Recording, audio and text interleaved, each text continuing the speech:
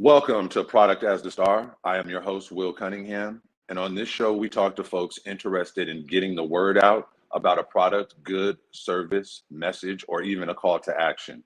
Today's discussion will feature a conversation with the great Londini. Welcome to the show. Hey man, thank you for having me, and sorry about I'm running a little bit behind. No, we understand, man. We definitely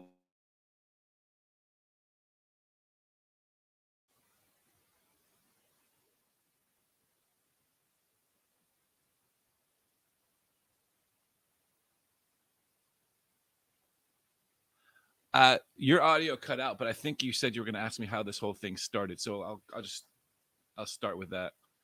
Um, yeah, so I mean, as far as the movements, it was really a combination of a bunch of different things. When I started doing TikTok, it was more just kind of a fascination for what was going on. I created an account. I guess I did what everybody did, just made a couple of silly, funny videos, and didn't really have any social media elsewhere. Just didn't really do social media. And then, of course, an incident happened where my friend, one of my really close friends, lost their child to suicide, and he had reached out to me a couple months after that incident and said, could you help me try to figure out who was harassing him on his phone, because he had taken his kid's phone and kind of went through it and saw that there was people harassing him up until the point where he took his life. So I took a look at that and got with a couple of my friends that are in IT and kind of had more social media experience, because I that's my career. I've always done information technology, but I didn't really have a background in social media. I just didn't know anything about it. So we did, and we were able to track down a few of the people that were harassing his kid. Um, and that to do that, I created an account, called it the Great Londini, and started looking at other things when I was kind of going through all these other accounts, and I was like, wow, there's a kind of a pervasive problem on the internet. And I wondered if some of the things that people were saying, adults, children, anyone who was creating these these vitriolic videos or responses to people's videos, would they do that if they believed that they weren't anonymous? Like if they really truly believed that somebody could find who they were and put that information out there privately to like their parents or their school principal, or for example, if you're an adult, that they could tell your employer or the police if it's criminal, would you still do the same thing that you're doing? And should you feel the ability to harass and harm people anonymously? And the answer to me was uh, no. And then that's kind of how the Great Londini thing started. And then we decided to just kind of go with it. And more, again, not with the intent to make the whole account about finding people, more about raising the awareness of the fact that there are 6,000 people, or well, 6,000 people in 2019, 8,000 people in 2020 between the ages of 10 and 24 took their life. And bullying and online bullying is a major contributing factor to that. So how can we raise awareness to that and help educate people?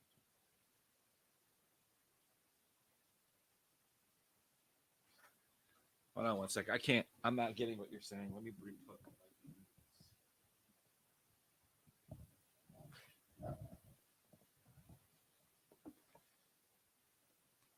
Can you say that again?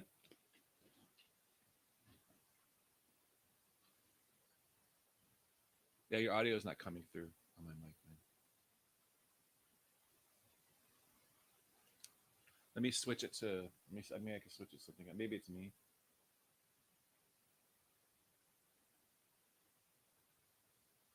Oh, the ITs.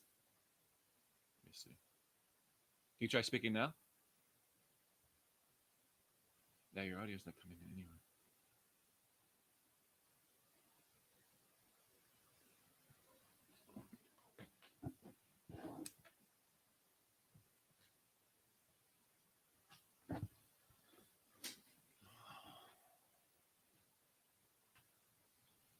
Try this one more time.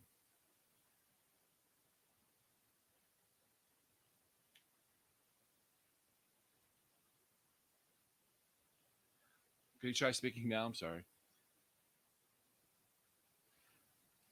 Yeah, I don't know. I'm gonna switch to my phone so I can hear you. I'm gonna keep a. You can hear me. You can still hear me, good, right? Okay. I'm just gonna put the log in with my phone so that I can hear you because I can't hear you right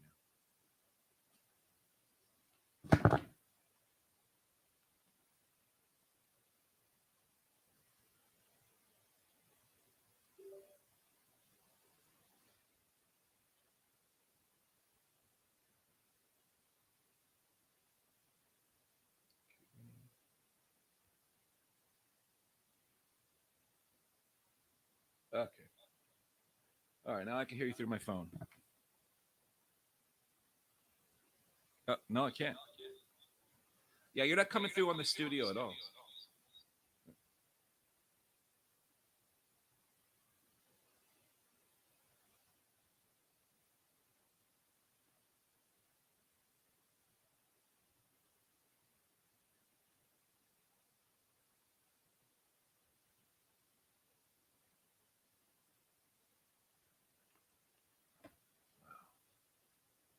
Can you hear me? Maybe it's this app.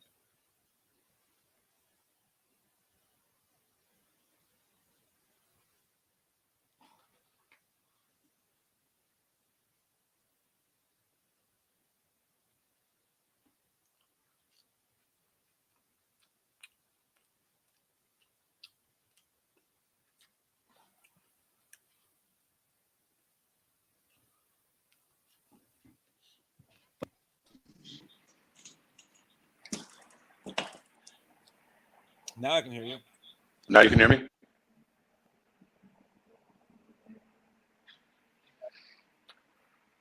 All right. So,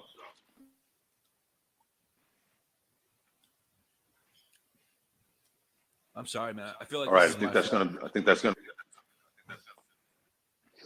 No. It's okay. Some things. This is actually worth working for. So my patience is in full flow right now. So we're gonna get through this because what you're doing is very important. And like you were talking about, suicide is no joke. And if we look at a contributing factor in online bullying is a key part of that, we do need to address that. I've had friends in my family, or excuse me, friends in my network since I'm a kid that had opted to take that route too. So that's why I'm really going to be patient here with you in this sound. So I guess we could resume right off of where we were at, picking up where we left off. Um, Yeah. I So as noticed that far you do as like the to. only thing, I think that when you cut over to the live part, though, I think I can't. I lost your audio. I don't know. But we're good now, right? I can hear you perfectly right now. Yeah. All right, great. All right. So Yeah. so why don't you go ahead and tell us some of your influences? I noticed the V for Vendetta mask. Yeah. I mean, the reality is I'm a nerd, right? So I've in the most positive way you can say that. I mean, I've always been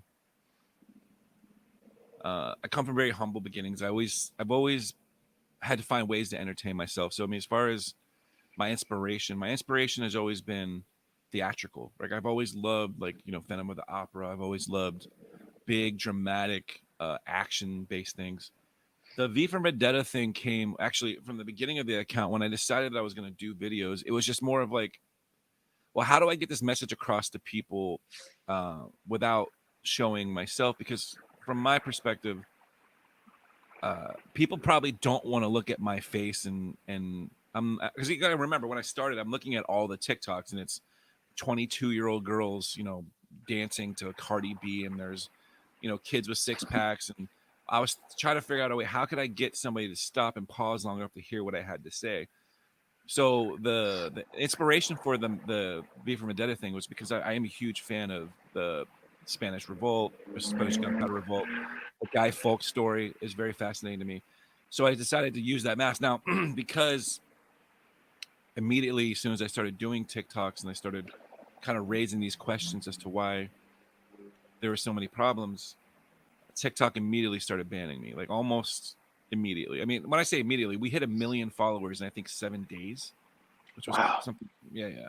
And then on day 9, we started getting banned, and I just didn't understand why because I'd read these community guidelines and we didn't violate any of them. So yeah, the answer to your question is that the inspiration comes from just I wanted to be theatrical. It wasn't really about hiding my identity. As a matter of fact, on my second account, I came out and showed my face and my name, as far as my actual real name, it was on one of my original accounts. So I wasn't never trying to hide who I was. I Right. just wanted it to be theatrical for the most part. You just want it to be theatrical, and really it's all about the message anyway. So sometimes people, the visual aid can be a little bit of a distraction when we want to be focusing on what's important, which is holding these cyber bullies accountable. So yeah, it does come to mind kind of what you're doing. I don't know how you would describe it. Would you say it's somewhat like? Would you call yourself a social justice warrior? Yeah, I have a problem with that phrasing of it. So here's my basic philosophy.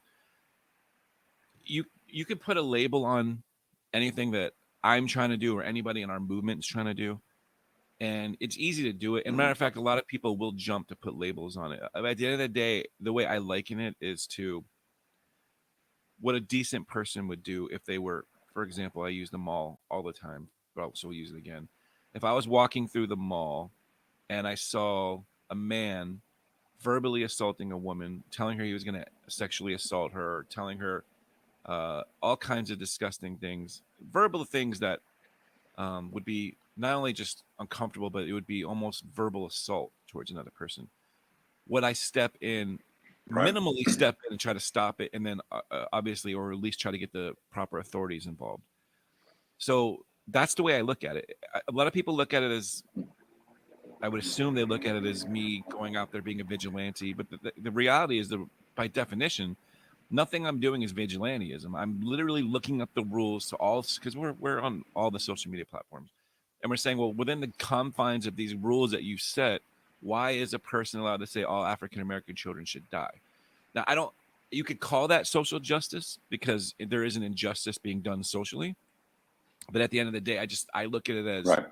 the common good. Like you're going out there to do what you would do for your common man, regardless of their skin color. I look at social justice as if I was trying to bring equality to somebody who's being like marginalized, or a group that's being marginalized. I don't care about your political affiliation. I don't care about your color. I want people to be able to be creative and go online with at least an understanding that there's people out there that care about where the plight of social media is going, which seems to be just vitriolic, right?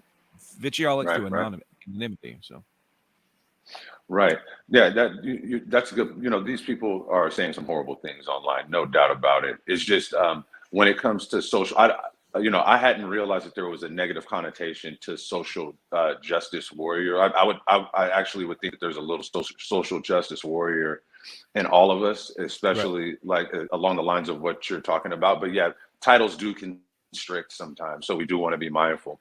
Uh, Right. so like in regards to if you had like let's say a magic wand that you could wave over the internet to sort of in regards to human behavior, what would you change? Well, that's a brilliant question without a brilliant answer. I mean, the reality is this: I don't believe there's a problem with social media. I don't. I just don't. I think that you give a company, is it $50 billion a year for TikTok, and who knows how many billions that Facebook's bringing in. Their objective is their bottom line. There's no doubt about that, and honestly, that's what a business is for. My mission, as it keeps evolving, is more just the informational education, right? It's to educate the Right. parents. So I wouldn't. Coming from the generation where I come from, like and I still am all about having the internet being open and free. What I would say is, Mhm. when you're doing something and you have a kid, like you have a kid and you decide to let them on social media, in a time and in an era where 1 in 5 people have mental illness, in an era where, again, suicide is the number 9 killer in this country, Mm. I would think that from a perspective of between young adults, we have to start looking again. We have to start looking at why are the parents allowing their kids unfettered access to a medium with complete strangers at ages that don't make sense, doing things that are designed for adults, and no one's stepping in and saying, well, why are we allowing this? And I always have to go back to like the 80s. For example, there's a young girl, Nana Kavova. Don't ask me to remember her name. She's 13 years old. She's been on TikTok since she was like 11, which is against community guidelines. She has 37 million followers, and half her Wow. videos are her in a bustier or her Oh wearing my God. almost little clothing while she flicks you the middle finger and talks about how she wants to F you, and she's talking about Wow. bisexuality, and this girl's 13, and she's heavily celebrated by people like oh god, what's Bella Porch. I think she was on a video with Addison Rae. And so the thing is, my question would be to the parent, right? Like, why is that acceptable? And if it is acceptable for you, are you okay? Or are we educating the people about the pervasive issue with child grooming on this app? I mean, other countries out there, the UK and Australia, they banned TikTok because of how easy it was to get interaction with kids as early as 13 years old. And that's kind of where the awareness is. TikTok didn't give your kids access to the internet. Instagram didn't give them your kids access. You did. So as far as my Wow. major goal is just to educate the parents on, like, what are you really doing, and do you honestly think there's a difference between physical and virtual when it comes to emotional stability? If I physically walk up to your kid and tell him he's a piece of shit, we can curse, right? Okay. Yeah, yeah, yeah, Well, yeah. if I No. physically, yeah, if I physically walk up to your kid and say he's a piece of shit and he's black, so he should die. Right. Well, there's not a lot of difference than, I mean, obviously there's a little bit more physical endangerment and physical fear, but from a mental perspective, there's not a lot of difference if I'm doing it behind a keyboard. You're still getting that information out there. And I Right. always have to ask, how is a kid, and they're mostly all kids. I mean, I say kids under the age of 24, how do they have this access and you don't know they're doing this? They're kids that have 10 to 30,000 followers, and their whole account is about homophobia, about racism, about transgender phobia, all that stuff, and you don't know. So that's the thing. My major goal and objective now is to raise awareness about. You got to start looking at the internet as a real place. I know we're all boomers and we're all from a generation where only nerds got on the internet and it was just not a real thing. But people are losing their lives like I said, at a significant rate. And the only difference between 2019 and 2009, where there was a 60% raise in suicide between kids between the ages of 10 and 24, is in Mhm. 2009 they put social media on mobile apps. So you can't tell me that's a coincidence, right? So why are we Right. not talking about that, and why are we not planning Right. to educate our kids and educate the parents on the woes of giving your kid unfettered access to social media? Just that's so. I'm sorry, I get long-winded about it, but No, no, please, please. This is what this platform is for. We want those. We want these details. We want to hear you no. express your ideas. So yeah, it's all good, and we appreciate that actually. So what you're saying is really high impact audio, and it to me, I know why a platform like that. I know the shallow reason that these social media platforms allow that type of behavior. It's all under the guise, and I mean under the guise, literally, of user engagement, right? And so if it's controversial, if it gets hits, that's going to translate into advertising dollars. That's just not strong enough. And I agree with you and your stance. Yeah. It does bring up another question. This might be a little aggressive, but I'm just curious on your thoughts about it. How do you feel about doxing? I think it's completely and totally wrong. And I think that the definition, while it's weird because I don't quite know the origins of the word, but so just to define terms, doxing is when you take private information that otherwise wasn't known and make it Okay. public with the intent to harass or harm somebody, which by the way is the legal version in most states of what where across the line to being illegal. As Right. far as my thoughts on it, I think that it's completely and totally wrong. There are a lot of people on this app, a lot of people with a lot of followers that that is their whole goal. Like, and you have to understand the allure of doxing somebody, right? So if you're a creator and you see that there are people out here being harassed, or you see a good example, there was a YouTube video, sorry, a TikTok video of a young girl who was in college that was walking through a Walmart, and there was a man that accosted her and said a bunch of vile, disgusting sexual things to her. So for the Mm-hmm. longest time, everybody wanted to know who they were. They wanted to know who they were. Well, luckily for me, the girl, not luckily, but the girl who was in the video just happened to be a follower of mine. She reached out to me and said, "Hey, I really feel violated by this person. Can you help us figure out who it is?" And we did. Through her and some other people that were out there, we figured out who it was. And promptly, what I did is I took the information, I reported it to the local police, and I said, "Listen, there's a guy going around the Walmarts making vulgar sexual comments. It may not be illegal, but here's where it is." And then, of course, to follow it up, because people want justice, I put a video out and I say, "Okay, we found him." Showed a picture of him from his social media account just to let people know that we found them. So, let it go. There was justice served. But of course, I didn't put his name. I didn't put the Facebook account out there because I didn't want him to be harassed. And then a week later, another TikToker, a much bigger TikToker than me at the time, decided that he had to take that image, I assume reverse image search it, find the account and put his business out there, is like where he works, his first and last name. So the problem that I have with that is people take sexual assault very seriously. Women and men take it very seriously. And to put someone's information out there to make them vulnerable to, like, say, physical attacks um, or any of those things like that, Yeah. to me, from a public, it's not for public consumption, because what the public's going to want to do. They're going to want maximum effect regardless of fairness. So my Right. perspective has always been, if I find any information, give it to the person that's best suited to for the repercussions, right? And the public is never that answer, right? So it's either, again, if it's a child, it's a parent. If it's an adult, either their employer, because honestly, as a person who's hired people, I would want to know if I had a guy who's going around assaulting women. I would want to know that I had a person working for me that.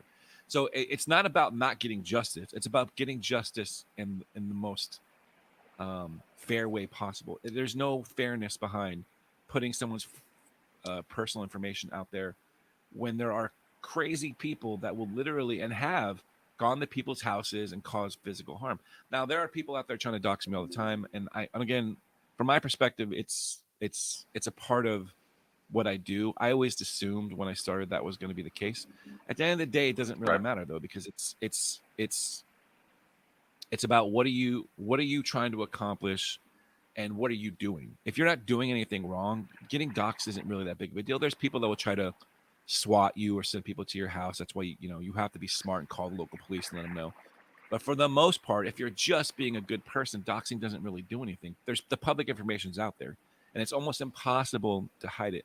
But my opinion, to answer your question, is doxing somebody by putting their personal information out there with the intent to get them hurt or harmed, or even to embarrass them, is wrong. I can't say that my hands are completely clean. I've embarrassed one or two people. I never put somebody's address or phone number, but I put information out there that probably went a little bit too far because either I felt threatened or whatever. But my overall opinion is that it's wrong. And if you're going to do this, the most important person to contact if these bad things are happening is either, for example, if it's TikTok, let TikTok know. If it's a crime, let the police know. And then don't try to clout chase off of other people's pain. And that's kind of where the count has evolved Right. for months. It's like we originally were like, okay, we at least got to put a picture out there. But then I said, well, why?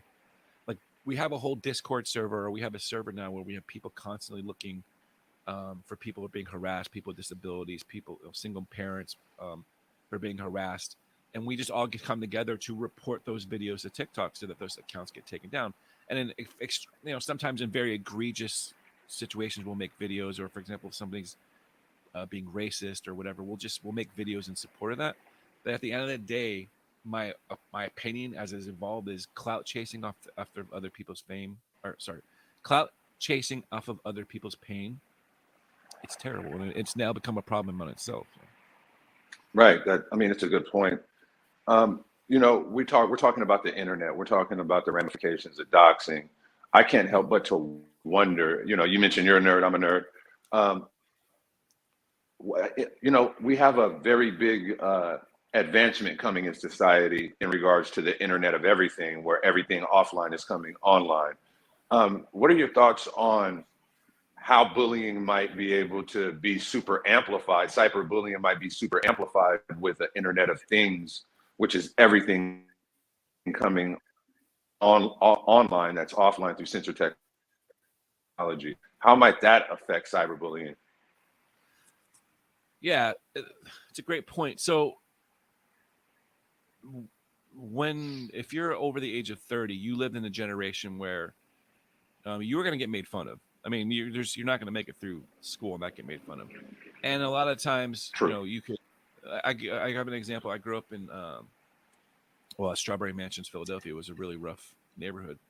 And when I would get off the Wow. bus, I would try to walk home, and or I just try to get to my house as quick as possible. And there were times where you'd get off the bus and people want to harass you. It was a really enough neighborhood. So somebody would either want to steal your shoes, because I don't know if you haven't grew up in the inner city. A big thing in inner city is people would if they liked your shoes, they'd steal them from you. Or if they hated your shoes, they'd take them off, tie them up, and throw them on a telephone wire. But I could get home. If I could get home, I was safe. There was a home base for me. I could stay protected. That doesn't exist anymore. They just did a study. They said all the kids studied, on the average, teenage people or people between the age of 10 and 24 have their phone on and available to them 68% of the day, which means unless they're an on average kid, they have some form of social media. And even people like Discord, for example, they're now they're taking schools and they're creating chat channels around school. So now people for example, if you go to school in San Francisco, there's a Discord server for your school in San Francisco, so you can go in there and supposedly to do homework and meet other kids. But honestly, what that turns into, right? Even online school now, there's a social aspect of that. So there is no reprieve from the social media. So I'd say that the effects of it is there is no home base anymore. There is no just getting home and you're safe. There is no just get home and tell your mom and it goes away, or maybe just ignore it and it goes away. Because if you're going to be an active member of society, you have to be in one way or another a part of social media. If you want a job, you have to be in LinkedIn. If you want to talk to your family, you have to be on Facebook. If you want to see your kids' pictures. So there is no way of getting away from it. And kind of where we're at right now since 2009, like I said, with a 60% increase of suicide, all this is coming to a head. And you would think that there would be more conversation about how do we fix this. But again, if you read the news, Instagram saying, you know what, that's great, but let's target our audiences earlier than that. Let's target kids as soon as they can pick up a phone, right? And I just think that's just a terrible idea until we can fix it. So Yeah. that's kind of the way I look at it. No, there does seem to be this push to get in front of the children. We got to get in front of the kids. We got to get in front of the kids. We got to get in front of the kids. It's ridiculous on some levels. It's like, what about letting them be kids? However, that's a fancy statement that I just said, but we've already popped that pill. The cell phones are already in the pockets. Just to sort of get off of this, and then we'll come back a little later. I did want to get your thoughts on things outside of social media, like blockchain. How do you feel about blockchain and cryptocurrency? Yeah, so I think that it's brilliant in its inception, right, and terrible in its execution. I think with anything, when it comes to new technology, you have to be very well educated on it. I think that it's probably the most widely used terminology to scam people with, and it's also unfortunately a very lucrative way to make money if you know what you're doing.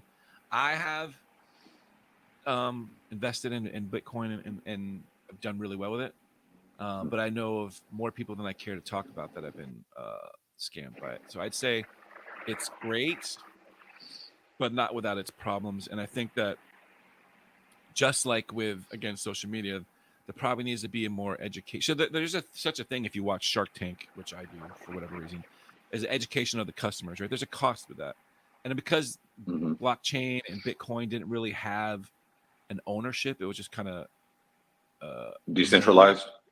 Right, decentralized. Like there was not a lot of emphasis on educating the consumer. Hmm. So with that, you have to kind of self-educate yourself, and I think that was probably the crux of the problem with it now, as far as scamming goes. So that's kind of my opinion on it. Great, great. I just wanted to see, ask these questions that are sometimes off of topic, just so that we can gauge your personality a little bit better. Right. See, and that's going to continue a little bit here, sort of on a current event that just happened. What are your thoughts on what happened with Travis Scott and that whole thing? Are you familiar with what happened with Astro World? Yeah, I don't want to go into too much detail, but yeah. I am. We're talking about the concert. yeah, in Houston. Here's what I would say. It seems to me a lot of things in society are coming down to, if it makes money and if it can be done for a cost, do it. And we have so many regulations and things that are out there for people to keep people safe. Probably in some instances, way too many regulations, and it stops profit. Because profit Right. is always key, people usually find ways around safety regulations and protocols and stuff like that. I would say that what happened to those people is obviously terrible. Sure. But I would say that if you're getting money, I would say that as far as doling out responsibility, look at the money. Like, who is getting the most out of that concert? Who is getting the most amount of profit? And then reverse, or in that same order, reverse your way back to hand out blame. Because that's basically what it boils down to. They knew full well Travis Scott's concert. They know what he did. They kind of know his MO. They know the way he liked to put out concerts. So to not kind of make it safer, and to not kind of anticipate or plan for a disaster like happen, I mean, I think that you should, again, find out where the money came from and dole out the responsibility from that way down. Sure. I mean, we're on the topic of the youth. We're talking about bullying, and but something that's also as troubling as bullying is problematic messaging in music, and that's why I wanted to get your thoughts on, the Travis Scott incident, because there was a lot of kids there, and like I said, without going too far into it, it was kind of you to give us your thoughts on that. Um, so now, kind of getting back I'm sorry, you were speaking more from like a moralic perspective or a morality perspective. no, just general, just your general thoughts, because it's a tragedy. It's going down in history as it's something that we're gonna have to fix and correct going forward, Yeah. especially as far as with COVID restrictions and things like that, and then our youth in going to concerts and maintaining their safety. That there's a bunch of topics on that: drug inhibition, or people taking drugs and not knowing what drugs they're taking. There's a drug out here called Perk 30s, and it's not really perk. Those are oxycontins. There's no such thing as a Perk 30. And Right. I'll cite Al Prophet, on YouTube for that source. Check out Al Prophet's channel. He's frontlining on that. But yeah, it's things like that, because I'm very concerned with our youth and from cyberbullying and all these things. So I'm just trying to get a good round. Yeah, well, I mean, I would say that I think the biggest thing that we're missing from society right now, it kind of encompasses every problem that we're talking about, is the lack of empathy in human beings. And I think that Right. empathy is one of those things that it's really difficult to teach people, right? And I think the empathy that was not there for those kids, empathy that's not there for people who don't consider COVID a problem because they're part of that very small percentage of people that probably can't die from it. And that's kind of what you end up hearing with all these things, is the argument on either side seems to be non-empathetic regardless of who's saying it. So if you're the people that were at the concert and say, well, they knew what they got into when they were going to a Travis Scott concert, so therefore, who cares? Right. There's your lack of empathy. Or if you're on the other side of the people that say, well, these concert goers knew full well what they were doing, therefore they should all, I guess, lose their jobs. Well, there's obviously no empathy on either side. And I think it's empathy is the problem with a lot of things that we're facing in society as a whole.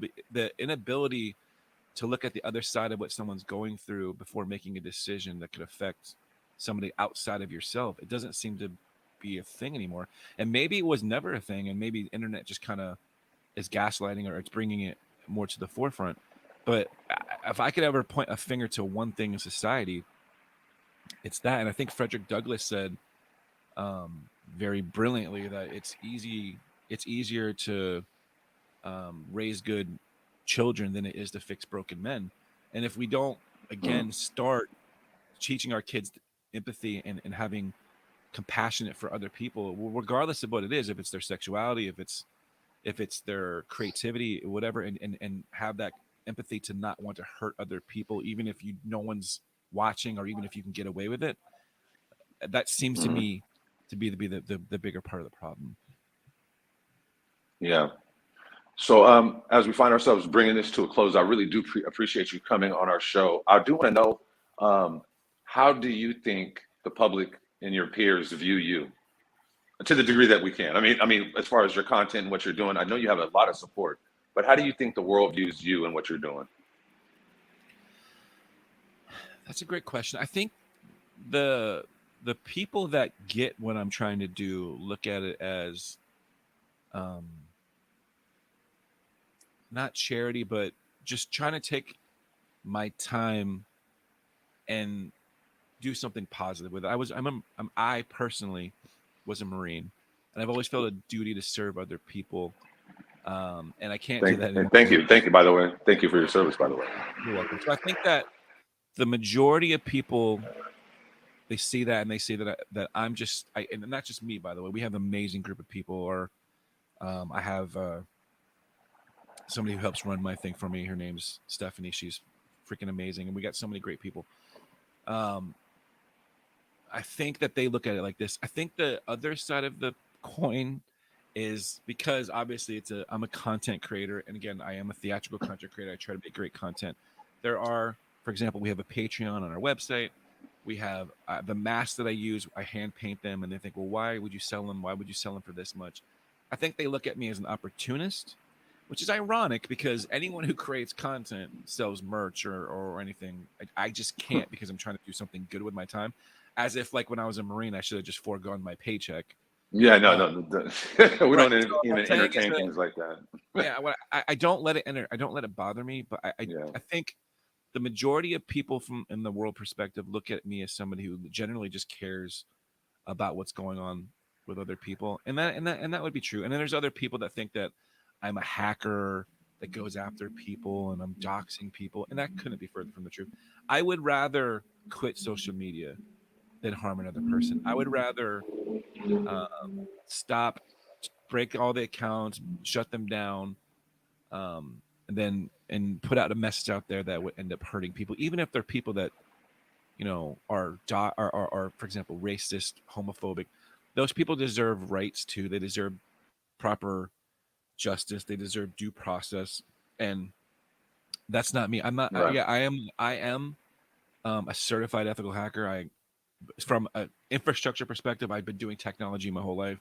I've been in IT my whole life, but nothing I'm doing on any social media has anything to do with that. And again, part of the theatrics of creating my account was I am technically and certified ethical hacker who's wearing a mask, scary guy. But at the end of the day, the reason why we're able to do what we're doing, if we expose somebody, is because you exposed yourself. I didn't expose you. You put your information out there. And as far as you getting telling your parents about what it is you're doing, or the police, well, you made that possible. And again, even that from our account perspective, now we're moving away from that. All I really want to do now, to bridge them both together, is let people know that it's all about education. It's all about being empathetic. It's all about caring about the person sitting next to you, so that we can lessen that number of 8,000 of the people that are taking their lives. So I don't care what you personally think about me, but the movement, the Great Londini movement, which is what I started, it's about helping people so that we can continue on this path, which, like you said, we can't get off of. Everyone's going to social media. It's a train that you can't stop. But how do we find a way to make it better so that we lose less people every year? I mean, there's nothing. That's a good cause. I mean, when somebody hears that, that should vibrate with people. So how could you, how can our audience help you? How can our audience join your movement? Why don't you tell them that for why don't you talk about that for a second? How could they get in contact and help your movement? Well, I would say from the movement perspective, it's not the most important thing. What's the most important thing is what you can do to help. And I mean, I grew up in the church, so I like the tithing perspective. And I would say that if you're gonna do Hmm. social media, and by the way, everyone who's listening to my voice, you're probably doing social media. Well, hell, you're on social media right now. Why not just take Right 10% now, of yeah. that time and don't go through, whatever you're into. Go find somebody with a disability. Go find somebody who's trying to be creative. Go seek out other people who are otherwise being harassed or marginalized. And why not just, look at their content, maybe throw a positive comment, maybe do at their video, and be positive about it. That's what you could do. I mean, just try to find a way to counteract the amount of negativity, even if it's a small thing. Small things together make big things. As far as the Great Londini movement and helping us reach more people, we're trying to get into schools. We're trying to, educate the kids at an early age. Like I said, from Frederick Douglass's quote, we want to educate the kids so we can build kids with empathy and let them see, like, read the suicide notes to these kids of the people that are taking their lives, and things like that. So if you want to help us with that, you can go to the website, thegreatlondini.com, and become a Patreon. We're not a charity. We're not any of those things. Again, we're not even a nonprofit. There's additional content. We teach you how to clean your name off the internet, so that you can keep yourself safer. We have things like signs, the signs that your kid's a bully or signs your kids are being bullied. So if you want to go support us that way, great. We also have dope merch again on the website. We are content creators, so we do sell merch. And if you don't, just throw us a follow. Go on our social media and follow us. Say hi to us. Tell us your story. Reach out to us. Let us know what your experiences are and how we can help you. Maybe we can help educate you and keep you and your kids safe. It'd be worthwhile to us. Absolutely. Absolutely. Now, just a few more questions. I'm really enjoying this. I'm learning a lot. You're sparking a bunch of ideas in my Yeah. mind as well. Just things that, maybe, just a bunch of ideas. Uh, I'm I here. I wanted to have talk nothing. I have just a nothing till little bit 3 o'clock, about. so you can go ahead and take as long as you want. Okay, great, great, great. Now, this is just a little sidebar again. How do you feel about the popularity and the rise of conspiracy theories over the last 10 years? I mean, with some of them even actually coming true. I don't. Okay, so I'm an engineer, right? I am by trade. So my philosophy on life is basically Occam's razor, which means basically translated means the least or the simplest answer to a problem is usually the answer to the problem. Okay. So I would say that how it's very important how you phrase anything, right? So if you was to ask me about 9/11, right? Do I think that the government had Right. anything to do with 9/11? Well, the answer is obviously no, right? And I honestly always find it comical that people are like, "Oh, George Bush had he masterminded 9/11," and then on the other side of their mouth is George Bush was like a F student at like Yale, so he was Mm, either dumb or he was mastermind. Like, so I always find it ironic. I understand how it's becoming more pervasive with social media, and there's not really a lot of fact checking that goes on with a post. I just think that mhm. there's a weird thing that I keep hearing with like people of the youth in my family or otherwise, that one of the first things they always ask me, no matter what, and especially or even with people who meet me as the Great Londini, they'll always ask me, is like the Illuminati real? Which I always Mhm. think is a weird ass question to ask me, and why they ask me that question. But they think that because I'm in IT and they see me as this weird mystical figure on the internet that I know things about like Illuminati. I think that there's always been things like that. Mystery novels, like I don't know, all things that radio stations. What was the War of the Worlds type stuff? Like, there's always going to Mhm. be things like that going on that become bigger in people's minds.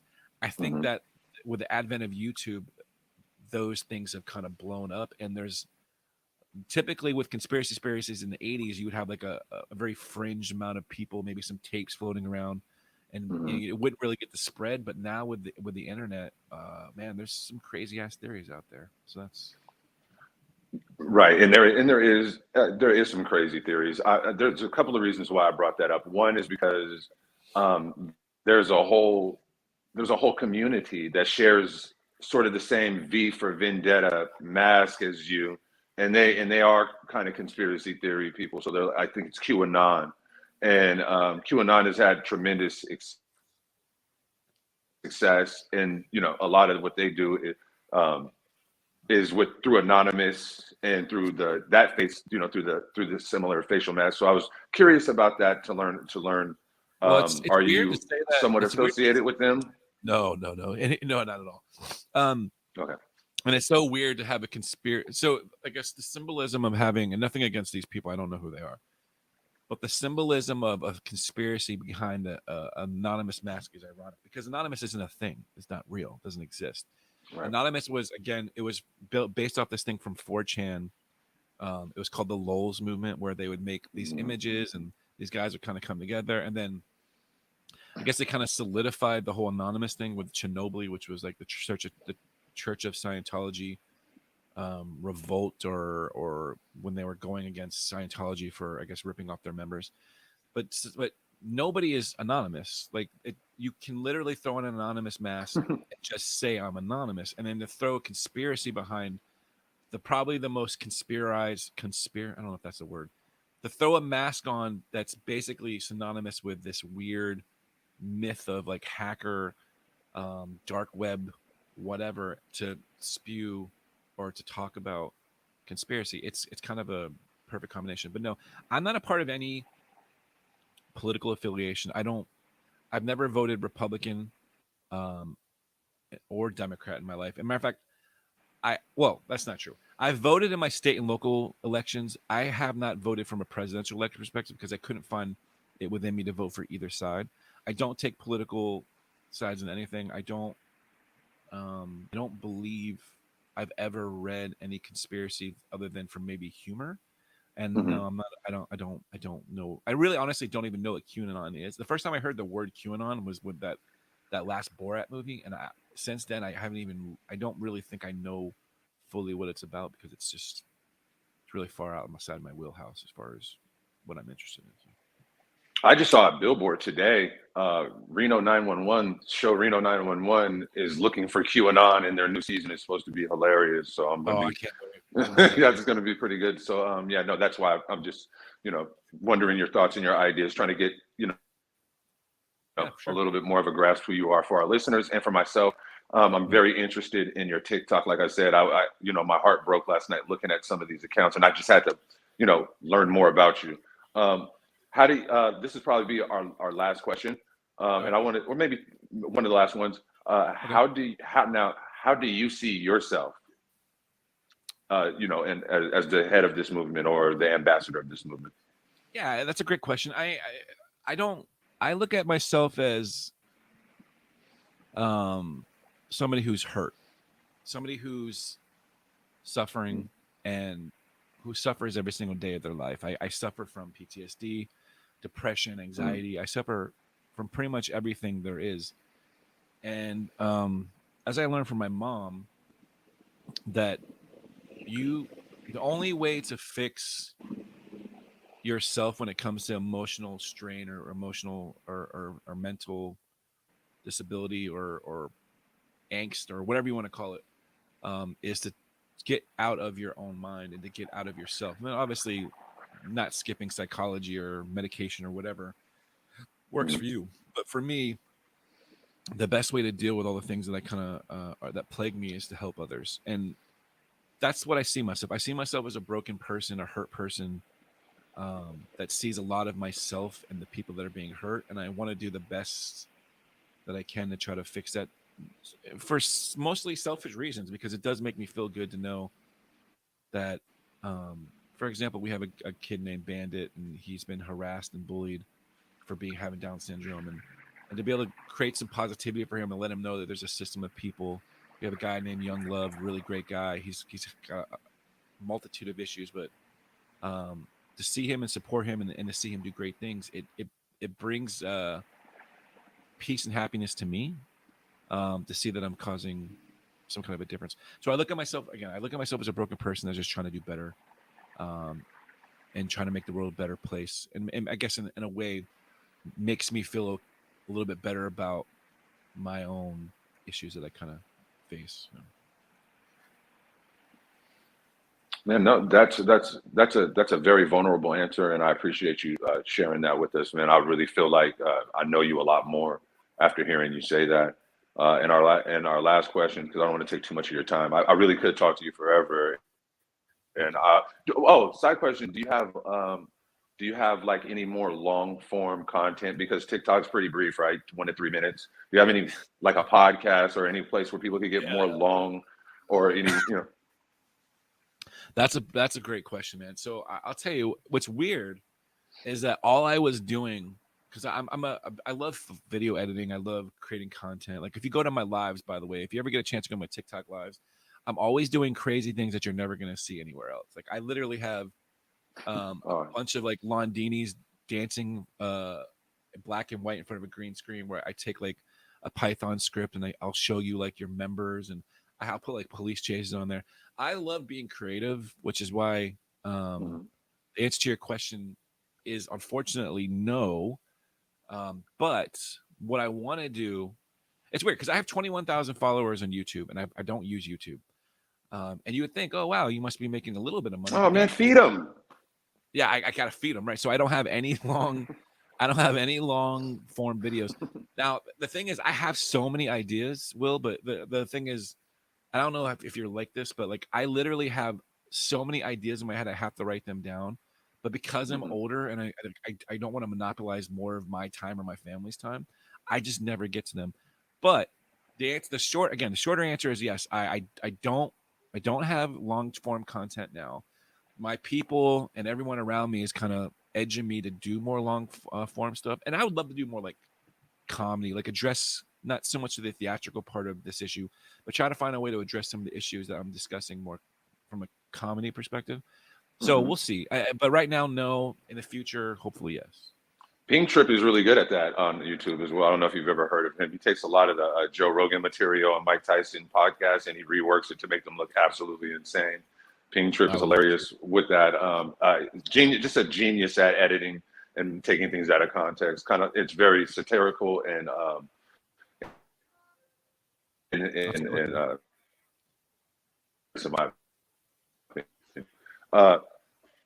last question: how do you, if you could have it your way?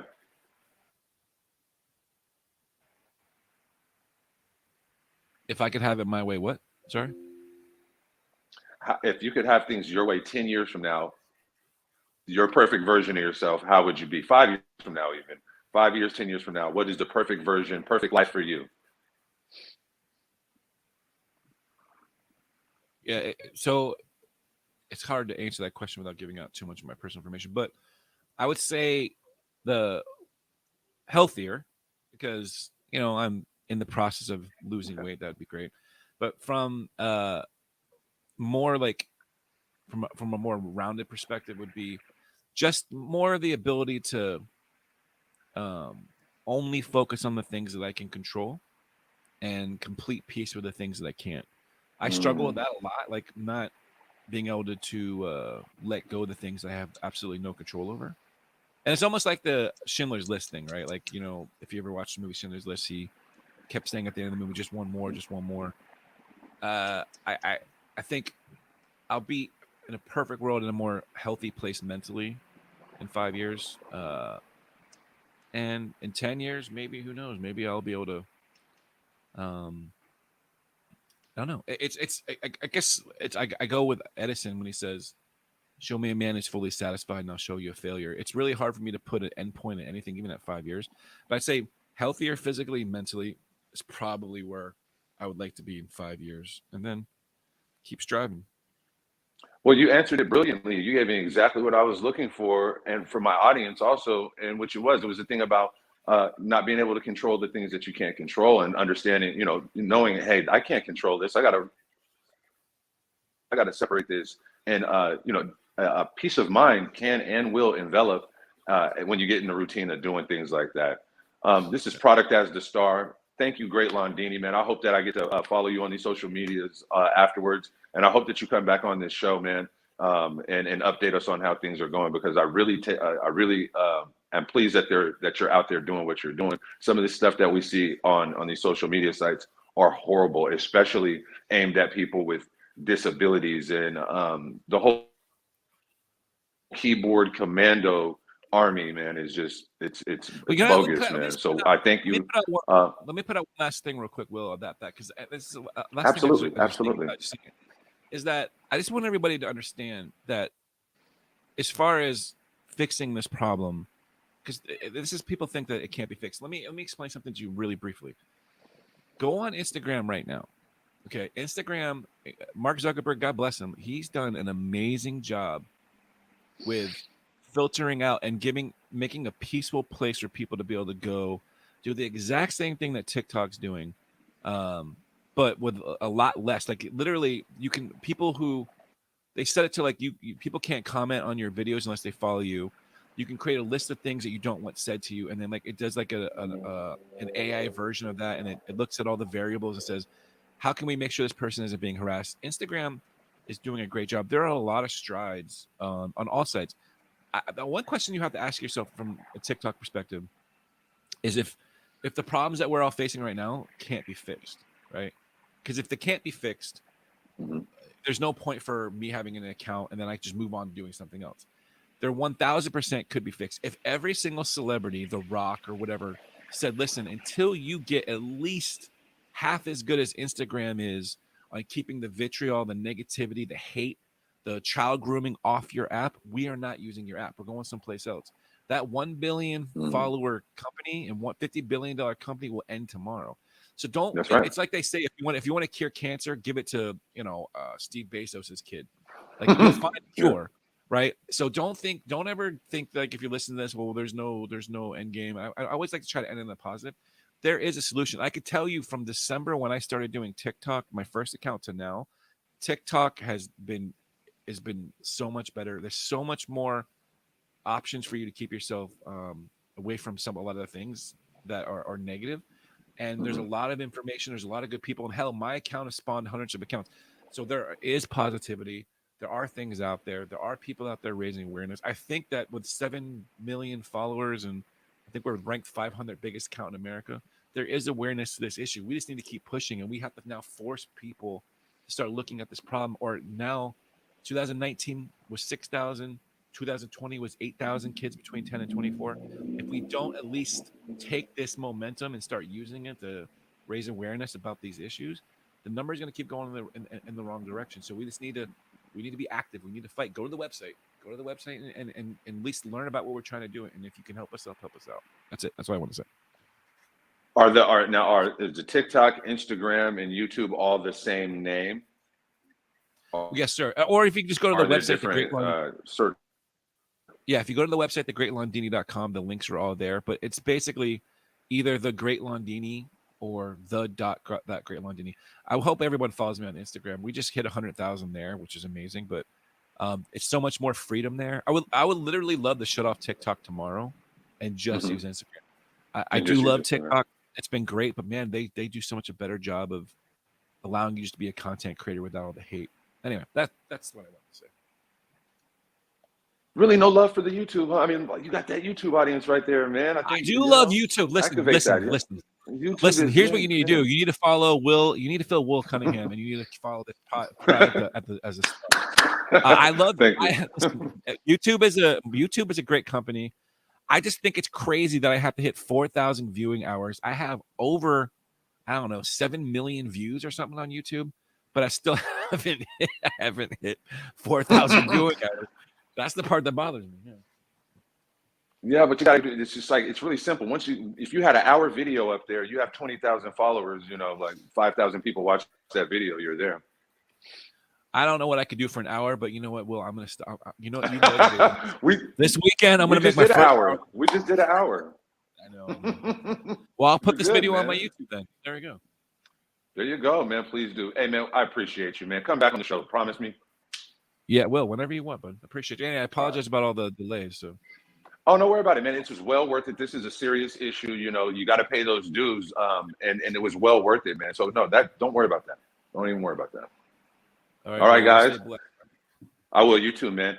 Product as a Star. We had the great Londini on. Thank you guys for joining in, and thank you for being patient, and thank you for all the fans that came on. We really appreciate you guys. See you next time. Product as a Star. Peace out.